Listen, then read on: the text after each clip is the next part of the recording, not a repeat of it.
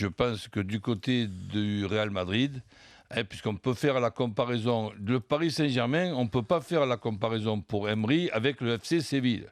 Le FC Séville, c'est nous en France, Bordeaux, Saint-Étienne. Ce n'est pas Paris Saint-Germain, Marseille ou Lyon. Ouais, encore que Saint-Étienne. C'est un Bordeaux qui gagne 3 Coupes d'Europe, chose qu'on n'a jamais réussi à faire en France. Oui, d'accord, mais tu m'as repris, c'est 3 Europa League. Là, on parle de la Champions League. Donc aujourd'hui, tu as cet entraîneur qui est monté d'un cran et qui est passé au Paris Saint-Germain dans un autre pays. S'il était resté en Espagne, c'est comme s'il était passé au Barça ou au Real.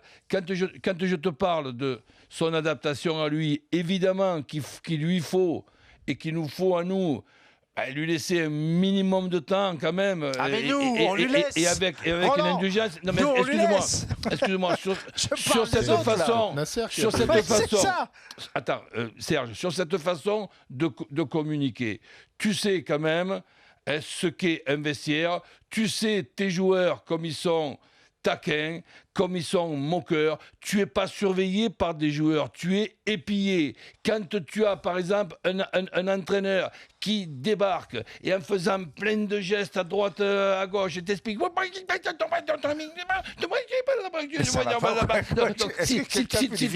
Si tu veux, ça fait bizarre. Je ne dis pas que ça ne fait pas sérieux. Je préférerais un mec qui, dans un premier temps, laisse traduire... un interprète parle calmement et nous fasse pas ces sketchs là où on pense pas qu'il fait des sketchs, il parle comme ça. On comprend la moitié. Même s'il parle espagnol, et quand je pense qu'il parle comme ça. La moitié c'est déjà beaucoup. Tiens, Alexandre est avec nous au 32-16, supporter du Paris Saint-Germain, et a priori un peu déçu par les premières prestations de Unai Emery à la tête du PSG. Bonjour Alexandre. Bonjour messieurs. Bonjour Alexandre. Bonjour Alexandre. Ouais, déçu en fait. Déjà, je vais faire un aparté pour ce que dit Roland. Roland, je peux être d'accord entre guillemets avec lui, mais je pense pas que la gestuelle d'un entraîneur fait que tu perds un match ou que tu ne gagnes pas un match. Parce que quand on regarde les étrangers qui sont arrivés au PSG, ils ont tous connu des entraîneurs entre guillemets qui avaient une gestuelle différente, mais qui apportaient du bon ou du mauvais. Bon, après ça, je ne sais pas si on peut vraiment tirer des conclusions là-dessus. Ça, c'était une aparté.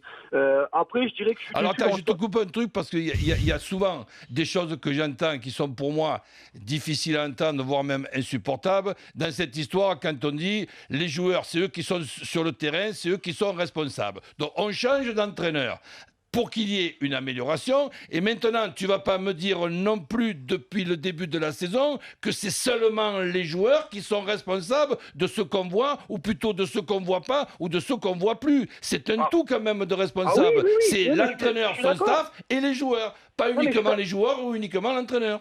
Je suis d'accord avec toi, Roland, mais moi, ce que je dis, Roland, c'est pas parce que tu fais des gestes que tu perds un match, tu vas en gagner un. C'est juste ça que je dis, moi.